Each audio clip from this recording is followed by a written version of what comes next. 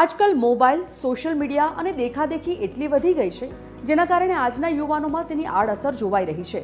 ગુનાઓ વધવા, ક્રાઇમ વધવા લાગ્યું, ચોરી, લૂંટફાટ અને આ બધું તો હવે જાણે કે સાવ સામાન્ય થઈ ગયું છે. પણ અહીંયા પડી છે કોને? આપણી રોજમદારની લાઈફમાં આપણે એટલા વ્યસ્ત થઈ ગયા છે કે હવે કોઈને કોઈના માટે સમય નથી અને એટલે જ દરેક વાત, ઘટના, કિસ્સા અને રોજ બનતા ગુનાહિત બનાવો પર 24 કલાક નજર રાખી શકાય એના માટે પોલીસ સીસીટીવીનો સહારો લે છે. હવે આવી મુદ્દાની વાત.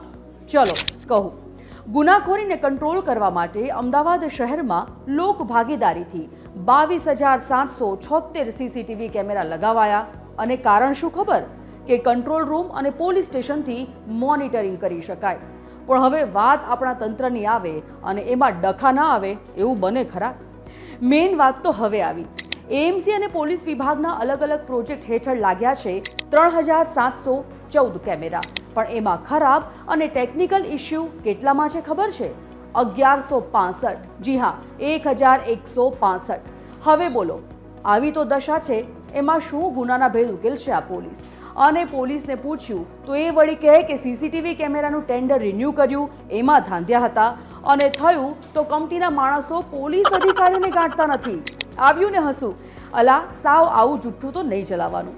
પોલીસને કોઈ ન ગાંઠે એમ બને ખરું? હા, આ વાત જો કોઈ નેતા માટે કહી હોત ને તો વાત જરા ગળે પણ ઉતરી જાત. પણ અહીંયા આપણે તો 4 રસ્તે ઊભા ટ્રાફિક હવલદારને પણ સાહેબ સાહેબ કરવું પડતું હોય. ત્યાં કોની હિંમત કે પોલીસ અધિકારીને ન ગાંઠે? ચલો જવા દો આ બધી વાત. જાગ્યા ત્યારથી સવારની માફક સીસીટીવી કેમેરાની સર્વિસ કરાવો અને વળી લાગી જાઓ કામે, તો કદાચ તમને કોઈ ગાંઠશે. અને આ વાત અમે મનમાં રાખીશું. હા, અમે કોઈને નહીં કહીએ.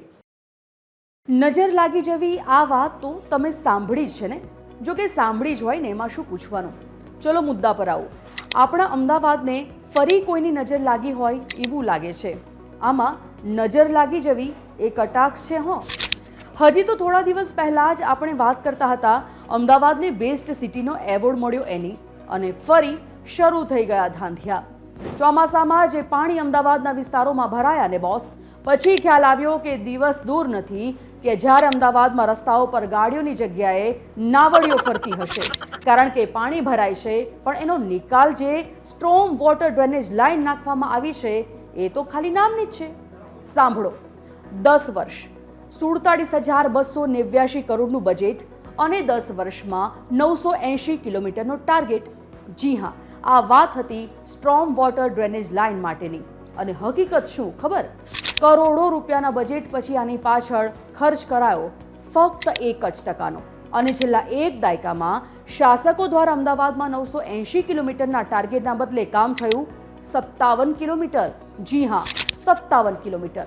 એટલે લગભગ 480 ચોરસ કિલોમીટરનો વિસ્તાર ધરાવતા શહેરમાં ફક્ત 25% સ્ટ્રોમ વોટર ડ્રેનેજ લાઇન નાખવામાં આવી છે. હવે બોલો, પેલી નાવડીવાળી વાત સાચી કે ખોટી? અમદાવાદના અતિ પોષ ગણાતા ઘણા વિસ્તારોમાં વરસાદ બંધ થઈ ગયા પછી પણ પાણી નથી ઓસરતા.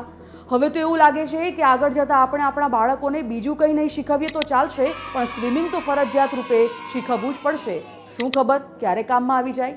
પણ ભાઈ, આ તો એવું છે ને કે આ તકલીફ આગળ જતાં જો વધી તો ખાલી સામાન્ય લોકોને નહીં, કહેવાતા અધિકારીઓને અને સત્તાધીશોને પણ લઈ ડૂબશે. ફિર મત બોલના કે બોલા નહીં.